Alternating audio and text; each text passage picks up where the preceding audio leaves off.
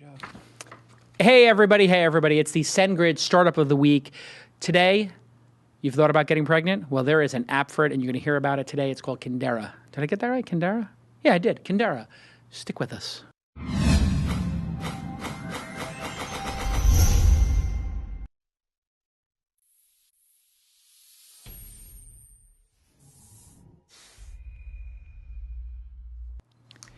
Hey everybody. As you know, This Week in Startups has been going for a long time. We've had a great run here for 3 years. And one of the things I've wanted to do over the years is to have the brand new startups, the ones that are young, under a year old, maybe they're raising their angel round, maybe they just got their product out. I've wanted to have a forum to just introduce those companies and meet those young, new, aspiring entrepreneurs. In some cases, older people who are just first-time entrepreneurs or whatever, just the younger companies. I think you get the idea.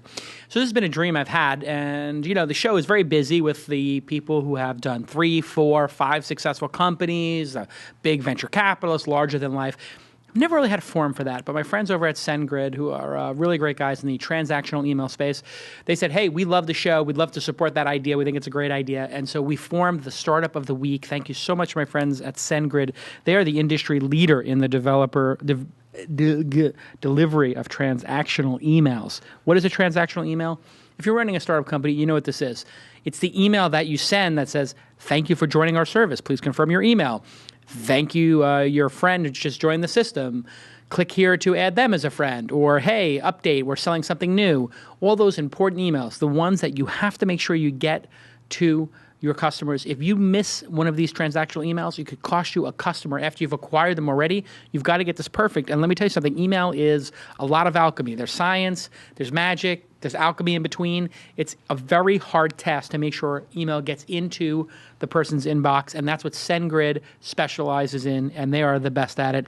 Heard of Foursquare, maybe Pinterest, StumbleUpon, or Pandora? All of it, and I get emails from those people regularly. They always come on time. They're always delivered perfectly. Pinterest all the time, Foursquare and Pandora as well.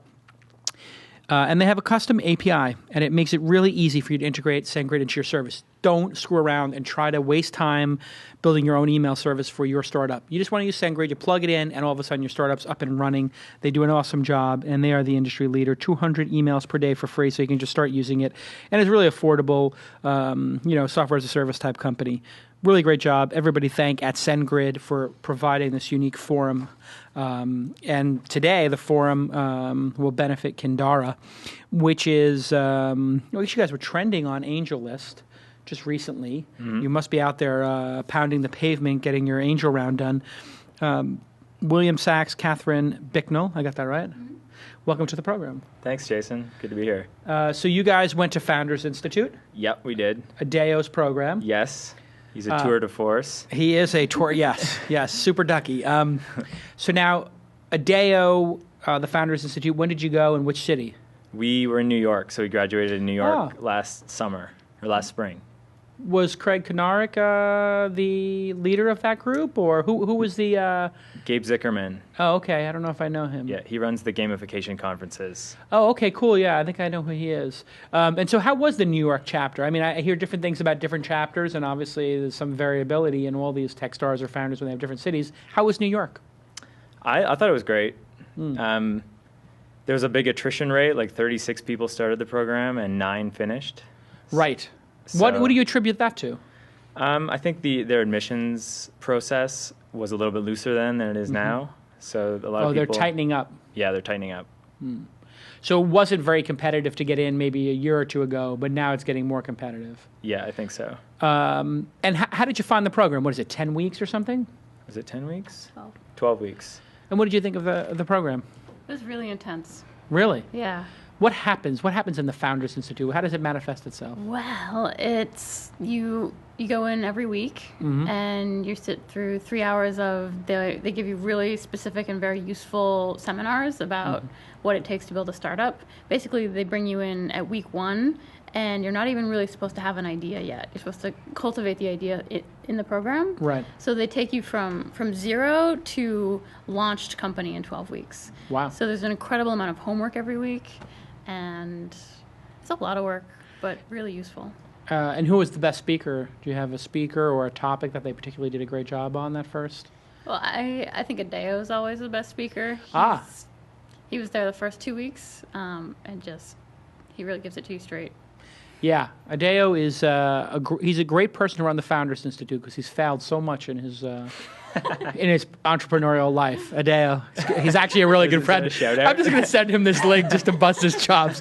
No, I have to tell you, Founders Institute is a very interesting program because I thought, my God, this is like, I don't know if I think this is going to work. And then he had me speak at it, and I went, and I was like, this is definitely going to work. So I said, Adeo, I'll give you $100,000 for half of the Founders Institute. I'll be your partner on it because I have a big footprint. I could drive a lot of people there. And he's like, let me think about that for a day. And then he came back to me. He's like, yeah, I think I want to do it alone or whatever. And I was like, okay, fine. But he's really grown it into something significant now.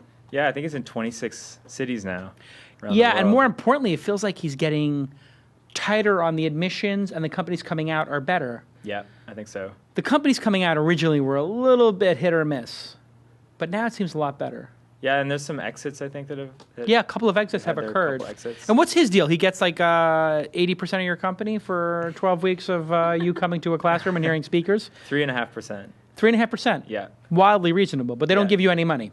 They don't give you money, and there's an admission fee. What's the admission fee for Founders? I think it was $900. Oh, well, that's not that much. No. $900 for each founder. Yeah. So it basically makes it, you have to take it kind of seriously. So they filter out a lot of people who aren't willing to pay $900. Mm-hmm. But $900 really is nothing. It's $100, less than $75 a class. Yeah, and they give you dinner. And they give you dinner. So it basically barely covers their costs, I think. Yeah. All right, so now you're there and you come up with an idea. Tell me about what is the idea for Kindara.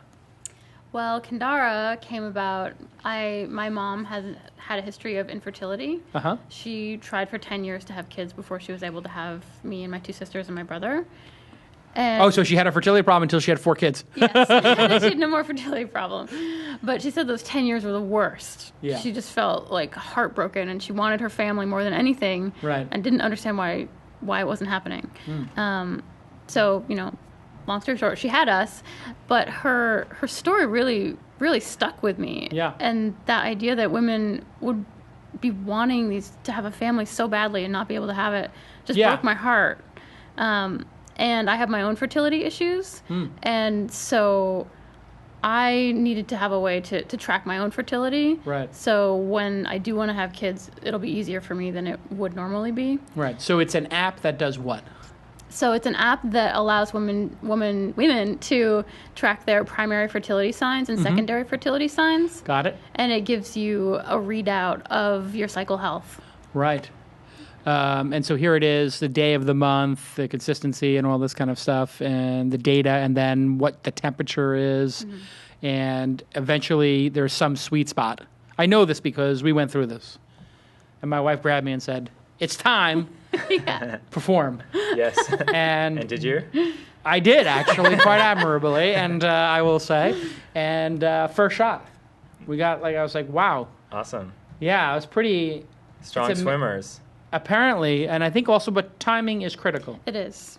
Yeah. What is the window exactly? Is it like hours or a half a day? What is the window in terms of fertility? For the optimal time, there's about 3 days. 3 days? Yeah. So any time in that 3-day period? Anytime in that 3-day period, you have a very high chance of conceiving. And so you put this sort of, would you call it a minimal viable product or a basic app out? And you got some response so far? Yeah. We put out our MVP in May, and it was so basic. We were like, how can we release this product? Right. But we wanted our users to tell us what to add next. Right. So, and they have been. So we've been adding the features that they're requesting and adding features that we really want to add to it. And it's free? It's free. It's free to free download. For now. Yep. And there's an in-app purchase where you can buy the advanced charting features. For $5. Yes. And you've got a couple of thousand people who've downloaded this, I understand? Yep, about 4,000. Okay, great. And are people starting to convert into paid? You get some paid? We do, yeah. It's about a 5% conversion from download to paid user. Now, the App Store, I hear, is extremely difficult to get attention in the store. There's got to be a lot of people doing fertility tracking, right? That's a popular category, or is it a popular vertical? It's starting to be more so. When we first started it wasn't as popular. Now we're seeing a lot more apps in the space. Yeah. How do you rise above the noise? Well, we just changed our name from Kindara Fertility to Kindara Fertility best, like, it's so long, I can't even Best remember. free fem period tracker and menstrual chart to help you get pregnant. Yes. So keywords matter. Yes, a lot. And what about all these services you can pay 15 grand to trend your stuff with bots and stuff like that? Are they all calling you saying, hey, give us 10 grand, we'll get you into the top 10? Not No, yet. you haven't considered doing any of those kind of like PR marketing. You know, how do you get this to 40,000 or 400,000 downloads? Have you thought about that yet? We're going to build sharing features into the app so women can share it with their practitioners. So like their fertility doctor, their fertility acupuncturist, and then those practitioners will have their own logins so they can see all their patients' data and then share it with their other patients. And we're also thinking of implementing a Dropbox model. So if you share this app with 3 of your friends and they download it, you get the upgrade for free. Got it. Right. So some sort of multi-level or viral affiliate, transfer kind of model. And what happens after you've had the kid? I mean, then you don't need the app anymore. Have you thought about going into here's your pregnancy and let's track your pregnancy? I mean, is this the concept for the company, is to go like full birthing cycle? We've thought about that. There's a lot of really great pregnancy trackers out there. We're thinking of being more like the fertility hub. So whatever a woman would need to chart her fertility or to get like certain advice or products or services, we would make specific recommendations for her based on her data. Right. So do some lead gen at the back, like as once they're pregnant, we can hand them off to people who really would like to have a pregnant customer. And so you guys are first-time entrepreneurs, or? A second time for me. Really? What was the first? The first How was, did it go? It went okay. Yeah? I wouldn't call it a success. It was an e-commerce lighting distributor. E-commerce lighting distributor. Yeah, in Canada. Oh, okay. So commerce play. Yeah, we were doing okay, but then I met Katie and we got this idea, and this was just so much more interesting to me. You guys a couple? We are. We're married. Could you tell? Well, there was a certain look that she was like giving you. She was like really proud of you when you were talking. She was like, "Wow, he's so awesome." I got that like vibe. And if you're not, I was going to say you guys probably should become a couple because of the way she's looking at you. Aww. Now, wait a second. You guys are thinking about having a kid? We're not. We're very specific. So you're using the fertility tracker to not get pregnant? Yeah. Yeah. I mean, is that a use of it as well? It is. That's why I use it. Yeah. And that's why we originally built it. Right. We thought there'd be more interest for the pregnancy prevention angle. I don't think the world is quite ready for that yet. Right. But I think that in the next couple of years it'll start to be more popular. Why is that? Just think people don't want to take birth control pills. I think it's like bad to screw up your hormones kind of thing. I think there's a trend away from hormonal contraception. Yeah. And a trend toward like quantified self and just measuring your own body metrics to improve your life. Yeah. And maybe there's a little bit of risk there, but better to take a little bit of risk of pregnancy than be screwing up your hormones with birth control. Yeah, and actually, if used as contraception, it's been shown to be 99.4% effective. Really? So it's really effective if you do it right. You just Yeah. need to have the right tools, which is why we built this. But if you were to release this as avoid getting pregnant, would that be a very controversial app to release? It would. We'd have a lot of problems with the FDA. Really? Yeah. They wouldn't let you do that? Like track when you're not fertile because technically you're not supposed to say that or something? Have you looked into this? We have. We can't call it birth control, first of all. But there is a gray area. So what can you call it? There's some devices on the market that say avoid pregnancy naturally. Okay. So we could potentially market it using that phrase. So why did you choose to go? Why not choose to go that way? It sounds to me like that's the better opportunity. Like you're saying, they would think there's many more people trying to avoid getting pregnant than get pregnant.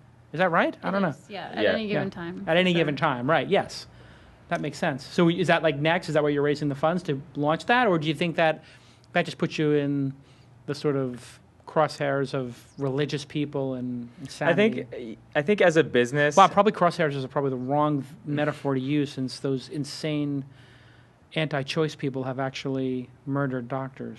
Yeah, it's a whole crazy conversation.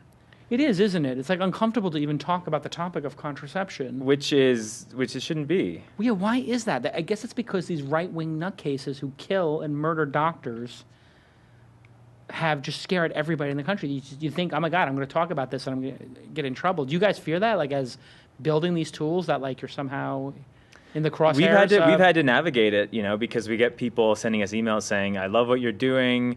You're supporting Catholic options," or religious people email us. Wow! And we have to decide where we stand as a company. Do we want to accommodate everybody into the conversation, or do we want to hold the line and say we believe women and men should be able to decide when they have kids? Free will. Yeah. Oh my God, what a concept. Yeah. I don't get to decide for the rest of the planet how they behave in their personal lives?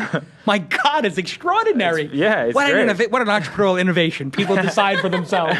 My God, you guys are geniuses. I wonder, does that affect your ability to raise funding, do you think? I mean, I see you guys are on AngelList.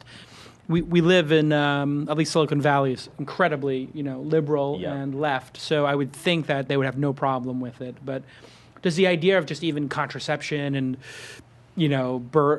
pregnancy, do you think it turns on VCs and angels, or does it like turn them off, or do they feel awkward about it? Or well, the investors what's your experience been? The investors we have are really progressive and I would say visionary. So I think we attract the people who are appropriate to come and are interested in this, and then we repel the people who aren't. Is what it seems like. Because at the end of the day, it's about sex, right? Right. Like that's what this is all about. So, yes. So we're really open and we feel confident that what we're doing is awesome, and so we're attracting the people who agree with us.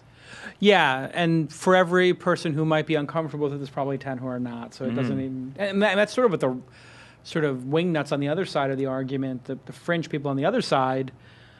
They are counting on that as well, that sort of phenomenon that they can get people to support their position on anti-choice or whatever it is, And so how has the AngelList experience been as entrepreneurs? You put your stuff up there, and how has that been going?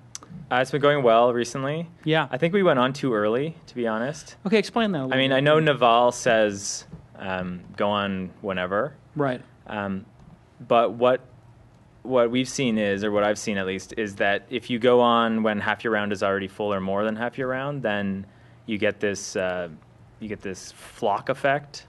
A surge. Yeah, and we went on really early, like right after we graduated from the Founder Institute. We went on. So there wasn't enough gravitas or momentum, and so at that time, yeah. But recently it's been better. So we had this demo day in June, and we just we came in second in the Founder Showcase yesterday. Oh, you did? Congratulations. That was the one that was up in Mountain View. Yeah. How did that work exactly? I think he's doing like a demo pit table thing like I do. Yeah, so it's a Adeo. Copying my ideas again, Adeo. God. That's okay. Imitation is a big form of flattery. So basically everybody gets a table, and then the best people get to go on stage? Is that how it works? There's one table, there's a demo competition, so the best table gets to pitch, and then there's a separate pitch competition, which we were in. How many people pitched? There was 8.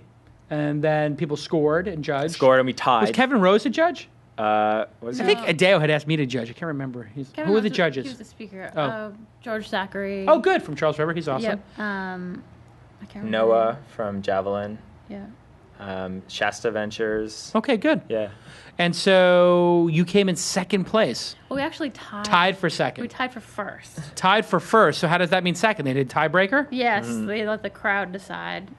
No, that's BS. I'm going to give you. I'm saying no. Tied for first. Tied for first. You guys just hold there on. It is. We were tied for first, and they had an audience award. I'm sticking with. All right, we'll take it. Every entrepreneur has to spin this stuff, and so. You guys are raising around. I'm taking it without knowing all the details. This is the first time you're raising angel money? You raised angel money for the previous one? No, or no? Previous one was self-funded. And so what is going on in the market today? We hear a lot about like a bubble. We hear that people have incredibly high valuations. Now we see the Facebook stock, the Facebook has gone public, and the Facebook has gone way down. And even tonight, on the day of this taping, which was the Thursday when they first reported their earnings, they're down 10% in off-hours trading, down to $24, which is pretty staggering. Is there panic out there, or is there hope? What are you hearing from angels? So it's interesting. When we talk to people in New York, they seem more concerned with high valuations. They want low valuations. And what would be a high valuation, a low valuation for New York? We've been talking to people who think $3 million is high. $3 million is high in New York. And then yesterday in the Valley, we're talking to people. They're like, "Oh, good, you capped it at 3." we're used to seeing deals that have no cap at all. So I think that's smart. So it seems that there's different viewpoints depending on where you are in the country. Interesting. And you're based where now? We're in Boulder. You're based in Boulder. Yeah, we just relocated there. Oh, really? Yeah.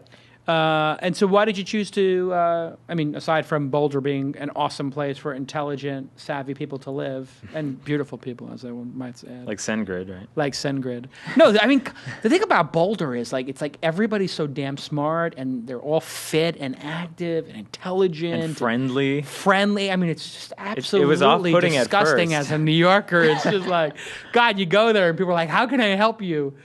And let's have an interesting conversation, and I'm well-read, and I'm fit, and let's go for a mountain bike ride and then talk about the New York Times that I just read cover to cover. I mean, why is it that place is just so awesome? Why does it draw all these awesome people? I don't know. Do you have an answer for that? Like, you guys decided to go live there. Why? From New York. From New York? We were living in New York. I mean, New York's a grind. It is a grind. That's the exact word that we used. Left. Well, no, that's everybody. I mean, it's a grind. I mean, and for a startup, it's particularly a grind. I mean, is it easier to make a go of it in Boulder, do you think? I mean, just obviously lifestyle-wise, it's super easy. Yeah. But what about hiring and stuff like that? We don't know yet because we're just there. Yeah. But it seems like everyone's super friendly. We've met people. They've hooked us up, and we're getting networked pretty quick. It's like this little paradise that it's incredible. You enter into, and people are like, yeah, Boulder's great. Nobody ever leaves. It's just great. You have Brad Feld out there, and you have David Cohen. I have about 3 people who worked with me at Mahalo over the last 4 or 5 years who actually all moved there. Like, all my developers wind up moving to Boulder because they're all into the active lifestyle. They're all into startups. It just seems like the great place to be if you're into the active lifestyle and startups. I think it's easier there than San Francisco right now, getting talent and everything. Yeah, I think it is too. I mean, we'll find out. You'll find out very quickly. And so do you think Valley and New York people have a bias against investing in Boulder? We have met some people who when we say we're in Boulder, they're like, oh, Boulder. Yeah. So I think that's just a function of people like to invest in people who are close by. Yeah, they want to go and have lunch with them and whatnot. But there seems to be a lot of angel investors in Boulder. There are. Yeah. And which is interesting, way more per capita than you would think. I think the route people take is they start in New York, they go to LA, and then they head to Arizona or Palm Springs, and then they go to Boulder. So it just depends on how out there you want to be. So what's the challenge in this business? I mean, at this point, you got to get a little bit of a round done. That's obviously a challenge. You think it's going to be challenging to raise a couple of $100,000 for this? I mean, I don't think so. We have a really big vision for this company, and we're tackling a really big problem. So I think we just need to find the people who think that what we're doing is cool. And what's the big vision? I mean, what's beyond I'm just tracking my fertility? Is there something I'm missing that's huge? The big vision is this is how people will manage their reproductive health in the future. Is their iPhone? Is their iPhone and their data. Because it's all about the data. Like when you go to the doctor, they want to get data from you. When you want to know anything about your body. Are there more data points that you're going to be able to quantify itself in that are material? Like, do you think there's a device to be added to this, like a temperature reader or something? Yep. We actually developed a prototype of a wireless fertility thermometer. Oh, really? Yeah, and then we put it on the shelf for now. We want to focus on the software, but there's that device. So people can manually take their temperature. Yeah. And then enter it in. Yeah, exactly. Easier for people? Well, it's not easier, but it's people are doing that now. So why not take advantage of that and then in the future do the device? That's what we're thinking. And then there's fertility monitors that are on the market now that are just dumb. They give you like a green light or a red light. Right. There's no. Why is that not connected to the internet? Like my Weething scale, records my weight every day. If I could get my temperature every day and exactly. do that easily and cleanly. Oh, so really that hardware piece. I see. The thing with the hardware piece is, you could sell that hardware for $29.95 or $49.95, and people would buy it. But if you charge, even more, you charge $99 for the hardware. But if you were to charge $9.95 for the app, people would be like, "What? $9 for an app?" But if you charge $99 for a $10 thermometer, $20 thermometer, people would be like, "Wow, yeah, that's a great deal." Yeah, I mean, the interesting thing about fertility is that all the other options are hundreds or thousands of dollars. Sure, getting hormonal shots and stuff like that is painful and days and weeks of your life. Yeah, so we think the price sensitivity of our customers is probably not so much. So we're going to try with some different pricing and see what works. What is it called? So you're part of the hardware, or were you part of Accelerate? Is that how you pronounce it? We were accelerator. So you were part of two. You went to an incubator and then to an accelerator. Yes. In China. And you were in China? Yeah, 3.5 months. Accelerator. In Shenzhen, right? Yeah. Good food. No, not Shenzhen. Shanghai. Shenzhen is not good food. Shenzhen is not. Is a giant factory. Yeah. But yeah.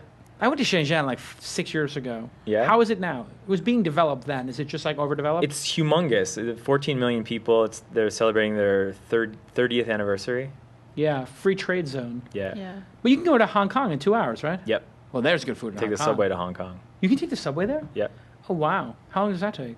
Like an hour. That's it? Yeah. So did you get to go out to Hong Kong much? Or? We went there once. Yeah, we had to Once do, in we had 3.5 to do a months? visa run. Oh, We only had right. dual entry visas. So Yeah. we couldn't come back and What was it like to be in China for 3.5 months? It was just crazy. Yeah? The culture shock was so much more than I was expecting. And combined with we're in this accelerator program and we're in a country where we don't speak the language or understand the culture. Yeah. And it was just really intense. I felt like once we got back from China, I felt my brain start to work again. And I started to have emotions again. I was like, wow, I've just been totally shut off for the past 3.5 months. Yeah. It was like New York times 10 as grind. The interesting thing is we got so much done over there. Yeah, everybody's just working the culture's 16 just like, hours a day, go home and sleep, come back to work. And you fall into it. Like, I don't even think we didn't realize it, but we got so much done in that short period of time. Were the sous vide people there at the same time as you? What's that called? Nomiku. I bought it, and nice. I'm going to have them on the program as well. Was it working over there? Did you guys eat some sous vide food with them? Or? They made tons of food for us. Yeah? We had these amazing eggs and custard. The eggs are amazing. Yeah, I bought one too. I can't wait. Did you ever go in Shenzhen to that amusement park? Yes. Windows of the World.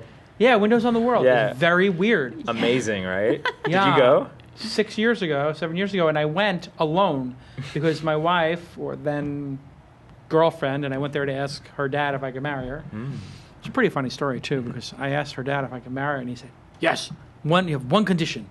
And I said, what's that? And he poked me in the chest. He said, do it fast. I said, okay, all right, I'll marry her fast. Do it quick. I went to that amusement park. Everybody else was jet lagged, but I was awake, so I just went from the airport to breakfast and then there. And I walked around alone, and 50 school kids would run up to me at once because they'd never seen a white guy. Really? And just want to take a picture with me. I mean, this is 6 years ago or 7 years ago. There weren't many, white guys around, walking around in there. Like, these kids were coming from the north to go to Windows. That was like their big thing, was to go to Shenzhen. That was like their big trip, let alone Hong Kong. They would never go to Hong Kong, but they would come down on a 3-hour bus ride to Windows That's amazing. on the World. It just shows how much it's changed, because we didn't really experience that. No, so that's probably 6 not. years there. Yeah, it's changed. Did you go to any of the video game cafes? No, I wanted those to. Are crazy. And I just didn't make it. You go up a back staircase, and then you get you open the doors into this huge office, and you see 400 people playing, some game on old PCs with CRT screens. I guess they're flat panels now, but it was crazy. It was very weird. It's like, are these people working? And they're like, no, they're playing video games all day. Really? Bizarre. Interesting. And how does accelerate work? Do they pay you to come over there? And yeah, we got some money. they put you up? They found us apartments. Ah, wow. So all these companies applied from around the world. They picked 9. I think. There was 11. There was 11 at the beginning. Yeah.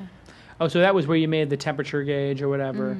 Yeah. And that's on the shelf for now, or you have to think about it, or? It's on the shelf for now. Yeah. I mean, we released this app. We've got traction. We got people sending us feature requests and pulling the product out of us. Right. So we're going to concentrate on that, and we think that there's a huge business just in supporting women through this process, and then in the future we can add in the hardware again. Yeah, it's probably a good idea. Hey, listen, this is going to be very successful, I can tell already, and it looks like you've I mean, you made it through 2 incubators, accelerators, and you got the product out, and it looks like Boulder's a great place for you to be. So I continued success with it. And if people want to reach you, it's angel.co/Kindara, Kindara. They can't say if they're raising money. I don't think that would be like a general solicitation, but I can tell you from my perspective, they're probably raising money. And you probably should consider it if you are an accredited investor. Isn't it be so nice in like 3 or 4 months I can be like, hey, everybody give these guys $10. And we could fund you right now on the air. With the new laws, you mean? Yeah, with crowdfunding. Yeah. I think this summer you were supposed to be able to generally solicit accredited investors, right? Accredited investors you couldn't generally solicit. You had to like go meet with them one-on-one, which is bizarre because then how do you know they're accredited? You have to like say, are you accredited or not? So it's very weird. One of the guys in Accelerator, Nick Plant, he worked on getting that bill passed. Yeah. So we talked with him a lot about that. It's super interesting stuff. Yeah. So I think the SEC was supposed to have that out this summer. And they were supposed to have it out in July, but they didn't. They said they're going to have it out by the end of the summer. So they're late on that. Then by the end of the year, they're supposed to have, by January 1st, the crowdfunding non-accredited investors. So if you have under $2 million in net worth or something, but you still want to invest, you can invest up to like... It's like $1,000. $1,000 of your whatever a year or whatever, which would be fantastic because if you're only raising $200,000, $300,000, $400,000, you just need 200 or 300 people. There's 100,000 people download this episode. We could say right here on the air, first 300 people, 400 people who like this idea can put $1,000 in each. That will be amazing. It really easily close it. Like that. I mean, there's got to be 1,000 people right now who are watching this saying, yeah, I would like to support that idea. I could use that product. And, I would love to have, whatever it is, number of shares in that company. I'll put in 10,000 for 1% or whatever, 30,000 Yeah, and it just makes sense because then the right people are funding the ideas, right? And they have upside in it. Yeah. What if it works and you guys make them 10 times their money? Then they go, oh, wow, it worked. I'll take 5 times the money for myself, or I'll give 3 times the money. 3x goes to the government, or 4x goes to the government. I'll take the other 6x, keep 1/3 for myself, and I'll reinvest 1/3. Wow, America would be growing again. Yeah. Thank God they passed this bill. Yeah, it's great. Can't wait. And now everybody's hating on it. Did you notice that? Like, are they? Like, yeah, like Fox News. Crusty old geezers. No, you know what? Like Taibbi, I guess the guy from Rolling Stone, who I kind of respect, who wrote all that great stuff on Goldman, and Mike Taibbi was like, oh, this is going to be, I think that's his name, Taibbi? Rolling Stone, what's his name? Matt Taibbi? Anyway, he was writing about how it's a bad idea and, all this, there's going to be all this scamming going on. But I don't think there'll be scams. I don't buy it. Those laws were written to protect, the little old ladies in the 30s. There was no internet. There was no way to find out about if something was a scam or not. Yeah, but I'm planning to raise money for... my next company at an old age home, and actually $1,000 a pop. So that's I think where. Oh really? Oh, yeah, I think that's basically how I was planning on doing it. I was planning on going to Florida and raising $1,000 at a time for a gold mine. I've got a mine in California. It's going to get played in front of Congress now. Exactly. I'm going to be the person who ruined the party. No, but actually, that's the truth. I mean, maybe Matt's right over at Rolling Stone. I should have Matt on the program, but. Maybe that's what they're afraid of, is that some like smarmy people are going to go to Florida and say, we're building a social network like Facebook. It's going to be better because it's like, it's made with, new sparkly unicorn pixie dust, and you should give us your money. Yeah, I mean, that's the only thing I can think of that they would be scared of. So maybe that's they're going to have I think in order to do it, you have to be working with an accredited clearinghouse. So you can't do it on your own. You'd have to work with, like, if let's say AngelList had crowdfunding and they were approved and they were part of some bigger organization. So you have to go through some process to become one of those organizations, which means there's some cost scrutiny and time. Cost. Like I think it takes months, like 3 or 4 months to become one of these organizations. But whatever. I want to do it right here on the show. So if anybody would like to invest, send me your money and then I'll invest it. No, don't do that. Do not do that. That was a joke, SEC. Do not lock me up. Hey, SendGrid, thank you so much. Another great Boulder startup. The industry leader, of course, in the delivery of transactional email. Go ahead and thank at SendGrid. And if you're looking for a job, I bet you they're hiring because those guys are doing so well. And go try their product because, hey, it's 200 emails a day for free, and it's so easy with their API. It's just delicious and really well done. William, Catherine, you're a very cute couple. Congratulations on Boulder. Congratulations on the startup. What's it like being a couple working on a startup? Like, if you guys disagree on something, I mean, not that you would ever disagree, but you're so in love. But what happens if you disagree on something? Has that happened? Has there been a blowout? It has. Lots of times. Really? Lots plus, yeah. I would ask who wins, but that's obvious. We both win. You win when you agree with her. Yep. Yeah, you know. See, what it's like. there you go. Jump. If it's a jump ball, the lady gets to win. It's a whole different challenge. I mean, it's like a startup is hard enough, right? Right. And being married, hard enough. Also hard. And then you triangulate the three things, and it's like, wow, if I can do this, then I can do anything. My wife worked at Weblogs Inc., the startup company, when we were like fiance, and I remember not many times, a handful of times, I would say like, okay, yeah, we need to do this. I'm the CEO and started the company, and she was helping out. She wasn't like she started the company. And then I come back and be like, hey, did you do this? Like, we need to get this done. And she'd be like, yeah, I didn't do that. I did this. And I'd be like, well, why'd you do that? She goes, yeah, because I think you're going to make a mistake and you regret it. And so I did this way. It's probably better. And I would be like about to get really mad, and I'd just be like, it's not worth it. Just, all right, sure, sweetie. Whatever you say. I'll just go make another decision in the business. But she was right. She was right more than she was wrong, so I give her credit.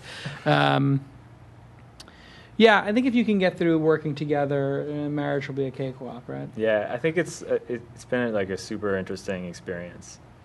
It's just all that time together, right? Like, if you're in the accelerator for 16 hours a day and then you go home for the other 8 hours, it's like you're together 24 hours a day. I mean, there is no absence to make the heart grow fonder. Well, we live in separate apartments now.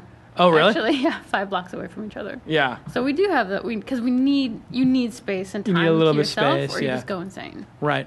Yeah. It's a lot of... And then we get to have date night, which is cool. Date night. Yeah, you're going to have to like lock that in. Yeah, we do. And your VC is going to be like, wow, date night. What's all this date night stuff? You guys got to hit deadlines. Hey, continued success. Everybody check out and download the app and give them some feedback. Kindara, it's spelled Kindara. Kindara.